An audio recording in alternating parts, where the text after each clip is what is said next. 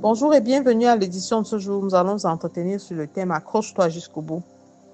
Et le passage examiné est tiré de l'Épître aux Hébreux, chapitre 12, verset 1. Il est écrit: Nous donc aussi, puisque nous sommes environnés d'une si grande nuée de témoins, rejetons tout fardeau et le péché qui nous enveloppe si facilement, et courons avec persévérance dans la carrière qui nous est ouverte. Accroche-toi jusqu'au bout. C'est le conseil, c'est l'exhortation, c'est les encouragements que je peux te donner tous les jours. La vie n'est pas un long fleuve tranquille, surtout pour ceux-là qui ont des visions, pour ceux-là qui portent des projets profonds. Alors nous devons pouvoir nous accrocher, parce que l'auteur de cet épître nous indique que nous ne devons pas courir sans personnes inspirantes. Nous devons pouvoir nous accrocher à ces personnes, ces témoins, cette nuée de témoins qui sont les héros de la foi, qui nous ont précédés sur les mêmes chemins, ceux dont nous devons nous inspirer tous les jours. Et le plus grand héros de la foi, c'est Jésus, l'exemple parfait. Il nous encourage à nous inspirer non seulement d'Abraham, de la vie d'Abraham, le père de la foi, mais aussi de persévérer dans toutes choses, parce que c'est un signe de maturité. Rejetons tout fardeau. Comment pourrait-on courir avec un sac? Comment un coureur peut-il gagner une compétition avec un sac? Ce n'est pas possible. La marche avec Dieu n'est pas une course. L'important dans la marche avec Dieu n'est pas le départ ou la vitesse avec laquelle vous prenez le départ, mais la capacité de tenir jusqu'à la ligne d'arrivée. Alors en ce moment-là, on comprend qu'on a combattu le bon combat et on a achevé la course. Courons avec persévérance et rejetons tout fardeau, tous ces fardeaux qui sont contenus dans les distractions, les soucis, les liens inutiles, les attachements inutiles. Ces fardeaux, nous devons les rejeter pour pouvoir vivre une vie de paix. La plupart des gens pensent que c'est en s'entourant de beaucoup de personnes, c'est en essayant de faire plaisir à tout le monde qu'elles réussiront leurs objectifs. Non, que non. C'est faux. Plus tu t'entoures des personnes qui ne lisent pas dans ta vision, plus tu t'entoures des personnes qui ne croient pas en ta vision, plus tu as des chances de courir vers l'échec. Et ce sont ces mêmes personnes qui, non contents de te critiquer, se moqueront de toi parce que regardez-le, regardez-la. Elle pensait aller où? Alors tu dois pouvoir te détacher de tous ces fardeaux, de toutes ces mauvaises compagnies, de toutes ces distractions, de tous ces soucis inutiles.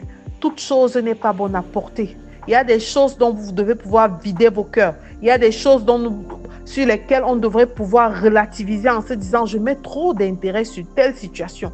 Jésus même dormait dans la barque qui était en train de bouger dans tous les sens. C'est la paix qui doit nous accompagner étape après étape.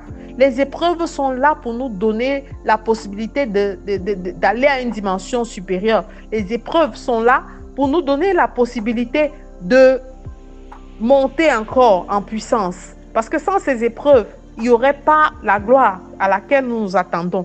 Alors nous devons nous alléger le fardeau, nous alléger, laisser tomber ce fardeau et le péché qui nous environne si facilement.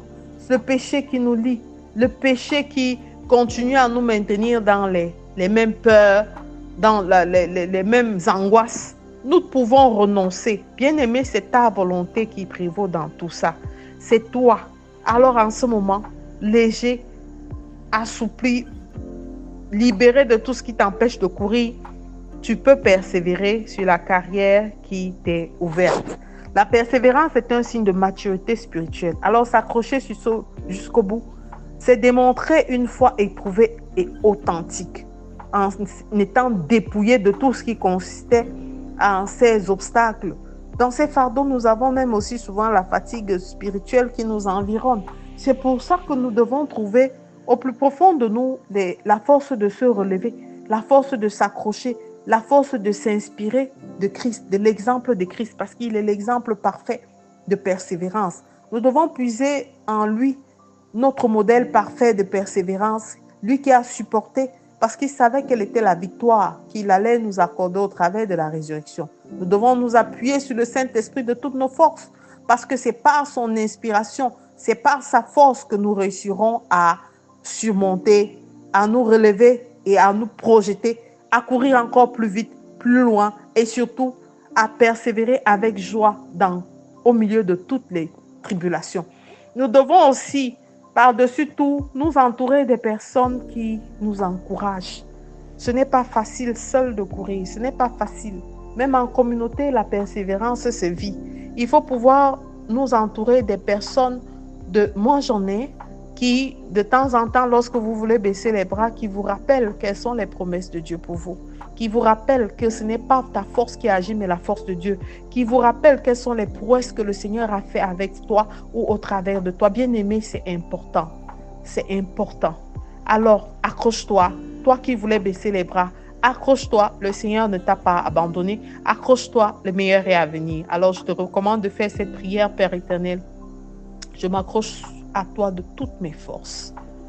Je n'ai même plus d'énergie par moi-même, Seigneur.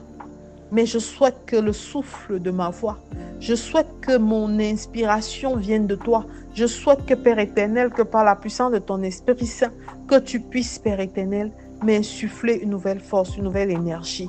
Je veux m'abreuver à ta source d'eau vive qu'est ta parole tous les jours et rester connecté à toi aussi longtemps que je courrai. Donne-moi la force de compétir, de continuer à courir et surtout de garder la joie et la paix que toi seul peux donner. Au nom de Jésus-Christ, nous avons prié. Amen, amen, amen.